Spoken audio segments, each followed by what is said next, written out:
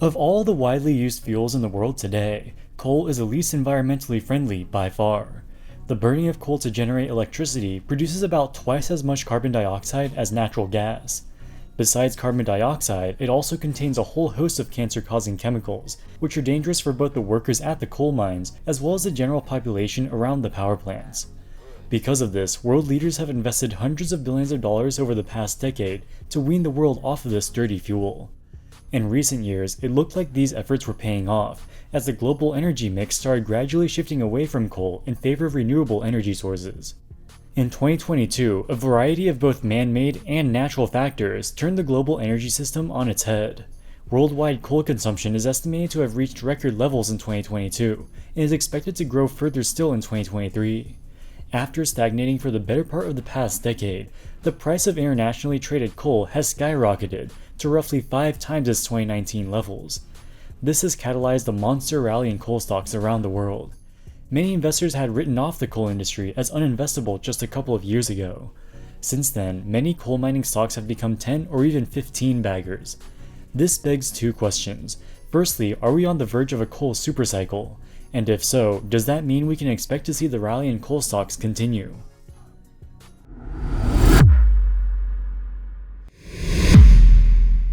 This video is brought to you by moomoo. moomoo is a commission-free brokerage that provides the most comprehensive set of fundamental and technical analysis tools of any brokerage I've tried so far. Recently, they added a stock screening feature which lets you create custom screeners for what types of stocks you're looking for. You can set criteria such as the geographic location of the company and other descriptive features. In this example, I want to find value stocks, so I set the price to earnings ratios to be less than 15 on both the last year and trailing basis. I set the price to book to be less than 2 and the price to sales to be less than 5.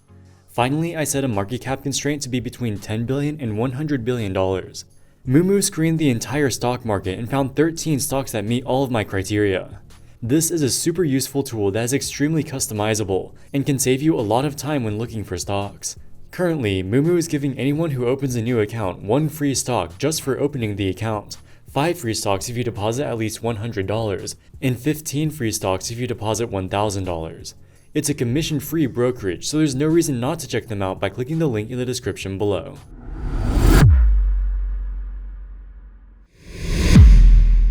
Coal is formed from large plants that died hundreds of millions of years ago. The plants are buried underground and naturally compressed into an extremely energy-dense carbon-based substance, which we call coal. Because of its high energy density, it can burn at high enough temperatures to melt iron ore and other metals, making it a key component in steel production. It can also be used to boil water. Pressurized steam spins turbines to create electricity. Given coal's abundance and efficiency at generating electricity, it has become a crucial part of the world's energy system since the Industrial Revolution. Theoretically, the world could get by without coal. There are many ways to generate electricity. Natural gas, nuclear energy, and even renewable sources like wind and solar can do the job. New technologies such as the electric arc furnace can generate steel using electricity, reducing greenhouse gas emissions by up to 80% compared to old coal-based methods. With growing concern about the environment, policymakers have made serious commitments to phase out the dirty fuel. The EU plans to completely remove coal from its energy system by 2038. China, the world's largest consumer of coal, has invested billions of dollars to develop alternative sources of energy.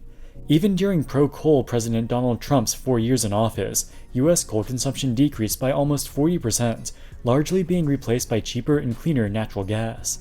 In the later half of the 2010s, coal prices were declining, which dragged down the share prices of publicly traded coal mining companies. The general consensus on Wall Street was that the entire industry was uninvestable. In 2020, BlackRock, which is the world's largest asset manager, announced that they would divest from coal in all of their actively managed investment funds. That same year, the only coal mining ETF on the market was shut down due to lack of investor interest. Given the rapidly decreasing costs of renewable energy, it seemed like coal was quickly becoming a thing of the past.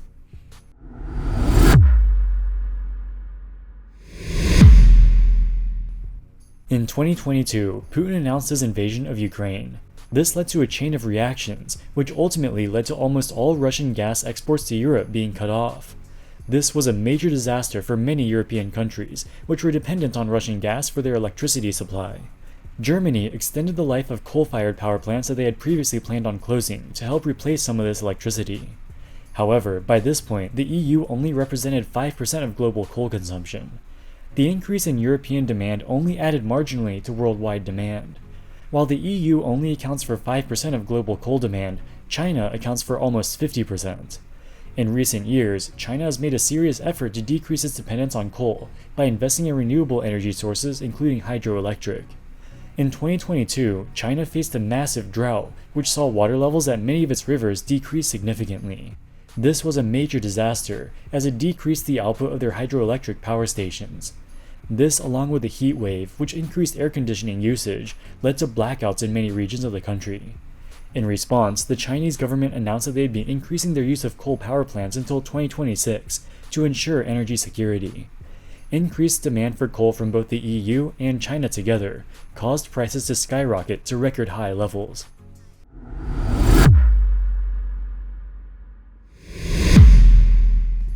According to the International Renewable Energy Agency, or IRENA, the vast majority of new wind and solar projects generate cheaper electricity than even the world's cheapest coal power plants.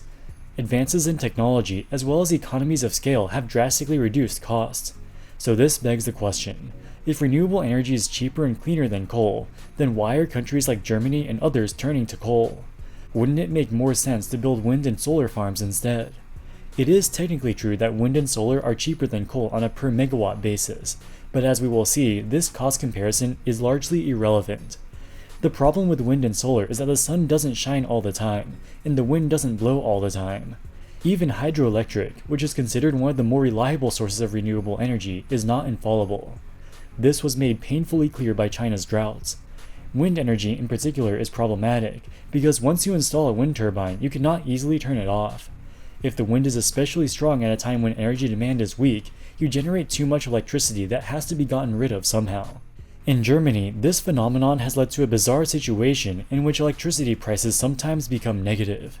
The wind farms have to pay utility companies to take their excess electricity, as the wind farm has no way of safely disposing of it.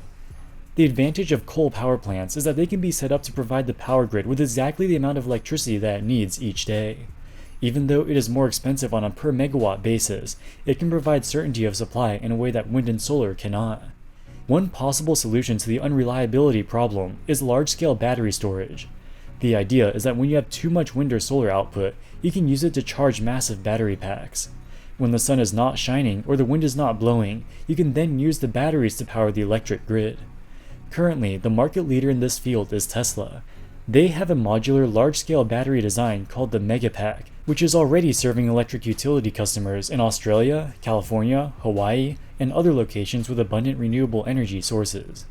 The problem is, Megapacks are expensive. According to Tesla's website, one Megapack with 3.9 megawatt hours of storage costs $2.1 million, plus an $8,200 annual maintenance fee. On top of that, there's also a 2-year wait time for delivery. This equates to about $500,000, plus a $2,000 annual fee per megawatt hour of storage. To put these numbers into perspective, a recent academic paper estimates that Germany would need 59 gigawatt hours of battery storage to transition to a fully renewable electricity grid. This equates to a $29 billion upfront investment, plus $118 million per year every year for maintenance. Remember that this is just the battery storage. It doesn't even include the cost of building the wind and solar farms themselves. Even if Germany had the money to pay for this, it would take many years. Tesla currently deploys Megapack capacity at an annual run rate of 6 gigawatt hours per year. Of course, Tesla is not the only company that makes battery storage solutions, and their production is expected to grow significantly over the coming years. But this just goes to show the massive scale of the requirement to create a fully renewable power grid. Countries like Germany could theoretically afford to transition to a completely renewable energy system, but most countries cannot. For example, India has 17 times the population as Germany. If India wants to develop its economy to the same level as Germany's, it would have 17 times the electricity demand. 17 times the electricity demand would equate to $500 billion worth of megapacks. This is simply unaffordable for any developing nation.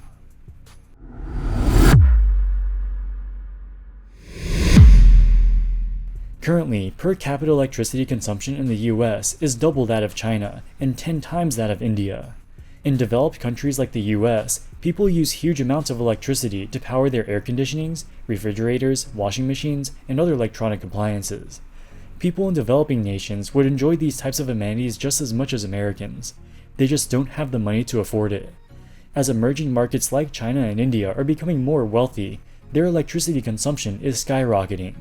If both China and India were to achieve the same per capita electricity consumption as the US, that would be equivalent to adding 6 new Americas worth of demand. And that's not even considering the 1.2 billion people in Africa, who have even farther to go in terms of electricity consumption. Over the past decade, global coal consumption has been about flat, increasing by just 1%. The largest increase came from India, which increased its consumption by 57%. China increased its consumption by 8%. The rest of the world decreased its consumption by 18%, mostly driven by North America and Europe. During this same period, China increased its total electricity consumption by roughly 40%. Because they invested so much into renewables and natural gas, they were able to decrease coal as a percentage of electricity production, even while absolute coal consumption increased slightly. After the painful experience of the droughts and blackouts over the past 2 years, China has announced plans to accelerate openings of new coal-fired power plants, at least for the next few years. Besides coal, the only other viable energy source for developing countries is natural gas. Natural gas can provide reliable electricity with less than half of the carbon emissions of coal. However, after Russia's invasion of Ukraine, Europe has been scrambling to buy as much liquefied natural gas as they can to replace their lost Russian supply. This has pushed international prices up 5 times their previous levels. With renewable energy being unreliable and natural gas being unaffordable, China and India had no other choice but turning to coal. And this is responsible for the monster rally that we've seen in the coal price.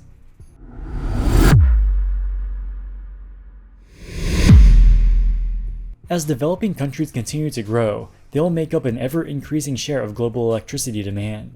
Until there are technological breakthroughs that dramatically decrease the cost of battery storage, coal will continue to play an important role in the global energy system. The main question is whether we are on the brink of a coal supercycle, whereby increasing demand sustainably increases coal prices. Many investors seem to think so, with coal mining stocks such as Consol Energy increasing tenfold from their 2020 lows. While this video is not investing advice, I personally am not a big believer in the coal supercycle. While we have spent almost all of this video talking about demand, supply is an equally important part of the story. Whenever prices of any commodities are high, producers have a massive incentive to increase production. Increased supply will eventually take prices down to more normal levels. In addition to being the largest consumer of coal, China is also the largest producer, accounting for roughly half of global supply. In 2022, China announced ambitious plans to drastically increase coal production to prevent energy shortages going forward. The 2022 coal rally was caused by multiple black swan events, which turned the global energy system on its head. As market participants adjust to this new reality, it is unlikely that today's extraordinary coal prices can be maintained for very much longer. Alright guys, that wraps it up for this video. What do you think about the coal supercycle? Let us know in the comments section below. As always, thank you so much for watching and we'll see you in the next one. Wall Street Millennial, signing out.